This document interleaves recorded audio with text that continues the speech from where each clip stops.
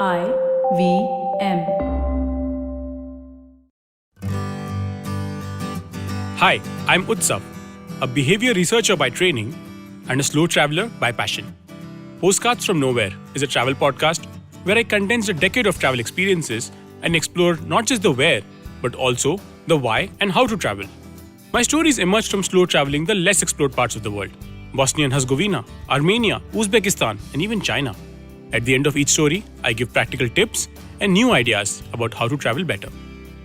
This week, I take you to Yugoslavia's best kept secrets, which are abundant but grossly misinterpreted, and what they teach us about the world. Serbia declared independence as late as 2008. However, it is recognized as a sovereign nation only by 98 countries. On the banks of the Ibar and Sitnica rivers lies a municipality town named Mitrovica, well known for the nearby Trepča mines, rich in zinc and lead. During the Second World War, the Nazis had occupied the mining town. Back then, it was a part of Yugoslavia. The Nazi war effort was partially bolstered by them, sending shipments of zinc and lead to their ammunition plants. The mine's workers were forced to work for the Nazis' enrichment against their will. Trepča mine workers began planning an uprising against the Nazi oppression. Consisting of ethnic Albanians and Serbians, they collectively formed the Miners' Troop Unit to combat and rebel against this occupation and abuse. Just before midnight, on July 30th, 1941, workers detonated backpacks full of explosives on 3 pillars of the mine's cable car system. They continued their attacks in an attempt to make the mine dysfunctional.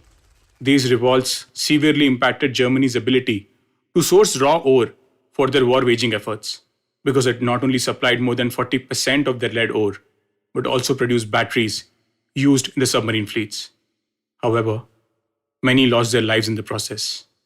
In order to honor the fighters of the Miners' Troop Unit, a 19-meter tall structure with 2 massive fluted concrete columns was constructed.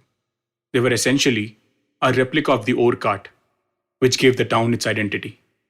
But what if this monument was just another one amongst the hundreds, if not thousands, scattered all over erstwhile Yugoslavia, right from present-day Slovenia to Macedonia? What if these monuments are amongst the best-kept secrets of the Balkans? February 12, 1942, in the Serbian city of Niš, which had doubled up as a Nazi concentration camp, 105 prisoners escaped from the camp during a daring plan, which came to be known as the February Escape. With the death of 11 German soldiers, it was one of the first successful concentration camp breakouts during World War II. 5 days later, on February 17th, random executions of prisoners at the camp began in retaliation of this escape. To honor them, a memorial complex was constructed. There were 3 large stylized fist monoliths reaching towards the sky, set in the middle of a large wooded park. It came to be known as the 3 Fists Monument. These monuments were long forgotten by the world, not making it to the list of other prominent anti-fascist memorials. Till a Belgian student, doing his PhD in picturesque landscapes, photographed 25 of them and published them under the name Spomeniks, the monuments of former Yugoslavia. In all languages of former Yugoslavia, the word Spomenik denotes any kind of architectural or sculptural work dedicated to important people or events across historical periods, regardless of their artistic or political characteristics. He made a near-complete digital copy available online. The images never identified the exact location of these monuments, and they were taken all at around sunset under a specific lighting. It gave away the impression that these strange, eerie, and mysterious structures are scattered in some kind of Neverland.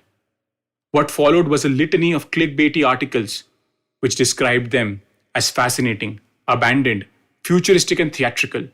Visual associations ranged from spacecraft sculpture, dimensional portals, interplanetary communication centers, and even macro views of viruses or DNA. The world press too picked it up. The British newspaper Guardian described them as, and I quote, looking like alien landings or crop circles or Pink Floyd album covers. Commissioned by Tito to commemorate the Second World War battle sites, they tear down traditional ideas of what a war memorial should be. Of all aspects of dark tourism, the most infuriating ones are those when places are stripped of their meaning. Almost all the writing is what one writer describes as concrete clickbait. Worse, perpetuating an easy stereotype. They're all considered to be a part of a grand plan of the communist ruler Tito, where communism is known to take up large vanity projects. They are showcased as abandoned and in a state of disrepair. While that is true for some of them, it is used as a convenient symbol for the demise of communism. The truth, of course, is far from it. There is deliberate ignorance of people and scholars living in the region, with zero regards to local history.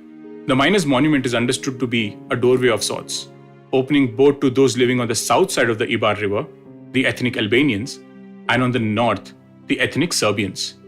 Only when passing through this doorway together can both groups reconcile past grievances and contentious feelings. Interestingly, due to the tapering nature of both the supporting columns, the doorway appears wide and open from afar, but as you approach it at the ground level, it is actually quite a narrow passage. Perhaps this is a symbolic allusion to the fact that a problem such as reconciling past ethnic tensions can seem easy from a distance, but once you are met face to face with such issues, things become much more precarious. The Three Fists Monument are 3 fists of different sizes, with them representing not only the fact that men, women, and children were all brutally executed, but also the fact that entire families together were killed here. They also represent the 3 primary ethnic groups that were killed: Serbs, Jews, and Roma. In addition, the clenched fist motif itself symbolizes the defiance and resistance of those civilians who were executed here, a universal symbol of the revolution that can be recognized by almost anyone. The Spomenics exist as a place of memory, life, and protest, as do almost all places of dark tourism. As we visit them, one must not get carried away by stereotypical narratives, but recognize that they hold a meaning much deeper than the world would let them.